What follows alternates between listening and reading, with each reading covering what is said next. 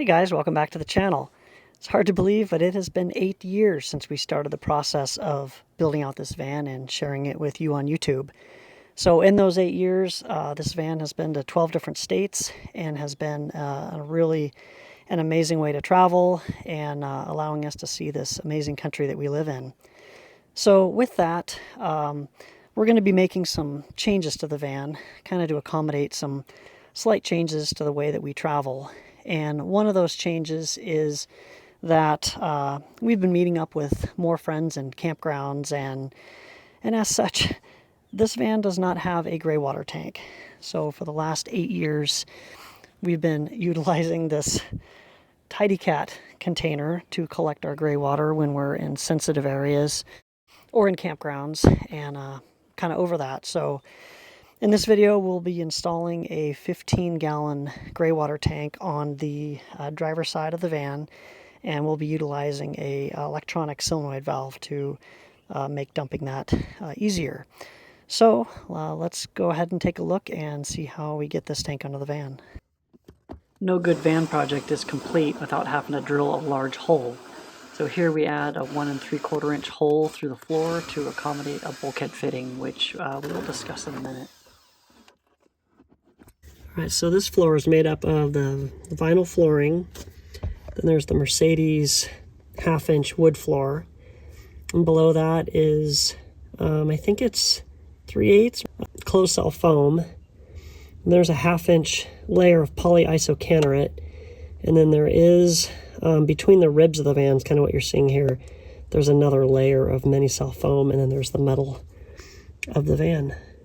So one thing to note here is, you see how far away this hole is from the wall of the van? Well, I would have liked to have had this drain much closer to the wall. However, I'll show you what we're dealing with when you get underneath the van. Okay, now we're under the van. There's the rear spring perch, and there's our drain. So you can see I got it absolutely as close to the wall as I could get it and still be able to get this nut on. So keep that in mind when you're drilling your hole, that what you see down here is not the same as what's up there. There's probably a couple inches of material here that you don't see up at floor level. Using these bulkhead fittings is a much better way of putting like penetrations through a van than just cutting a hole and then shoving a hose through it where it can rub on the jagged sheet metal. So I've used them in other places. This is the fill for our shower water tank, and they have a nice rubber gasketed thing to seal it completely, and then you can screw in whatever fasteners you need, a barbed or a 90, to get water to go in and out of your tank.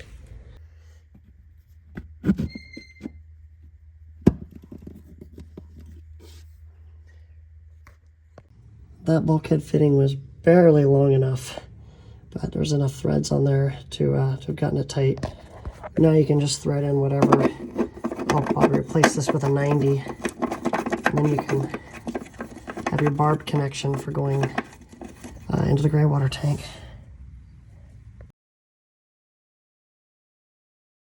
Alright, I don't plan to reinvent the wheel. This is under my buddy's van, and he utilized the gas tank bolts, and they just made a strap come down, and he bolted it to the pinch seam. I'll either do that or put a Plusnut here. I'm not sure yet which, but the gas tank bolts are in a good position to utilize them. We will use a 1 1/4 inch wide piece of steel from Home Depot to fit within the fuel tank bracket, and a single $21 48-inch piece was enough to make both mounting brackets. Now on to fabricating the mounting brackets. We're using the score and bend method here, which will allow us to fairly easily make a strong one-piece bracket. My buddy then welded the inside of the 90-degree angle to add strength.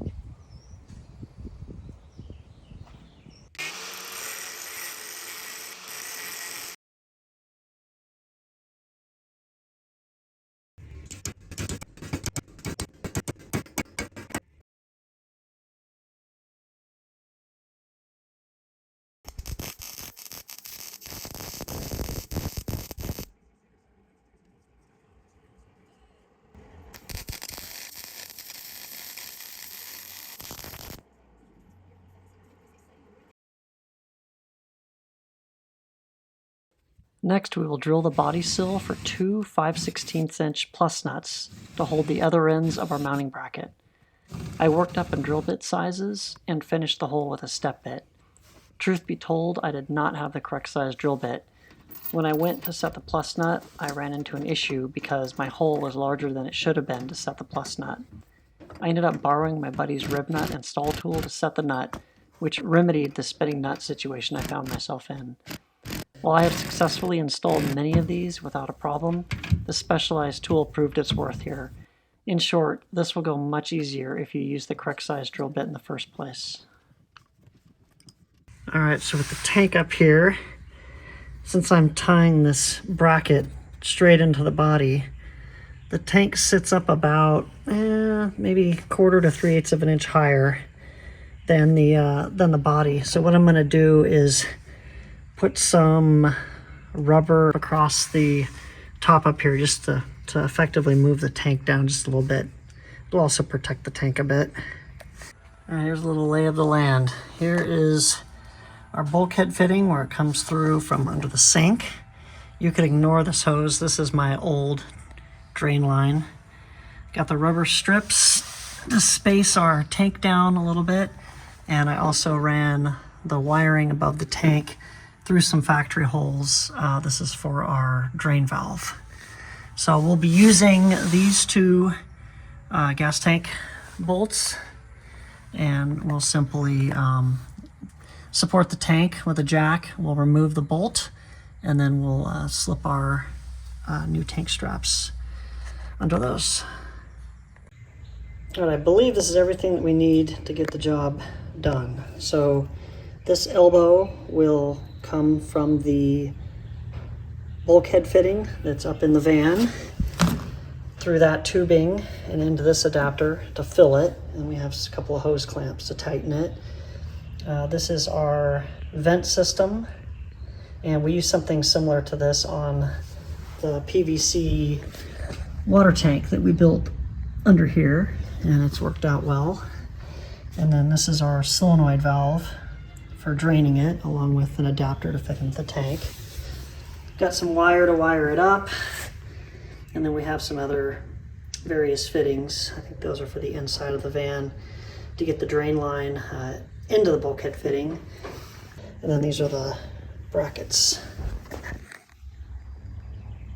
Now here's the tank fitted with the mounting brackets utilizing the plus nuts installed in the body sill, as well as the factory fuel tank mounts.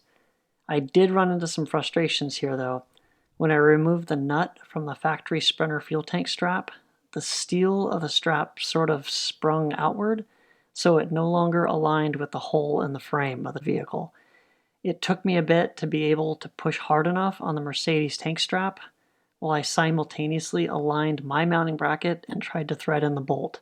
I did it, but I think one improvement you could make is rather than drill a hole in your mounting bracket, instead cut a slot. So perhaps you can simply loosen the Mercedes bolt and slip your bracket under the bolt without having to remove it. Otherwise, the solution worked great, and it looks more professional than the galvanized strap I see on a lot of other vans. Another neat thing about this install is the deeper section of this tank that facilitates draining just happens to align perfectly with our mounting bracket, so your tank will be coddled and supported in the most satisfying of ways. This is our galley cabinet with the sink and faucet with our portable water system stored below. When we remove the water containers, you can see the various adapters we used to upsize the drain from the 1/2 inch drain line to 1 inch to ensure quick draining. The bulkhead fitting cleanly passes water to the outside of the van. And this is how it looks coming out under the van. We tried skipping this 90-degree elbow, but the bend was too tight to prevent kinking the hose. And moving around, this is a quick view of the air vent. This will allow air into the tank when it's draining and allow air to escape when it's filling. It's not touching the body of the van as the video might imply. There was one unused hole in the tank, so we plugged it with a 1/2 inch NPT sprinkler fitting.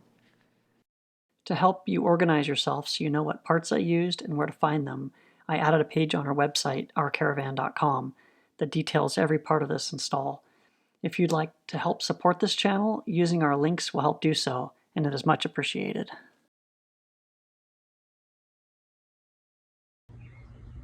This is the driver's seat base. The wire coming up through a grommet here, and it goes over to the switch that's mounted right here in the seat base.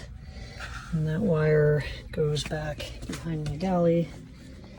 And then one of my fuse blocks is back here. So there's the gray water dump.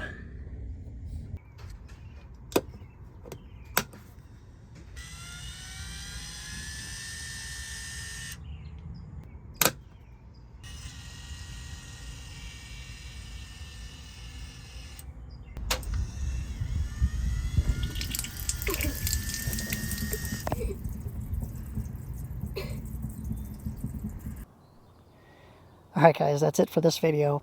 Also, if you're an OG subscriber that has been following along this entire 8 years, please drop a comment down below. I'd love to hear from you. Alright guys, thanks for watching.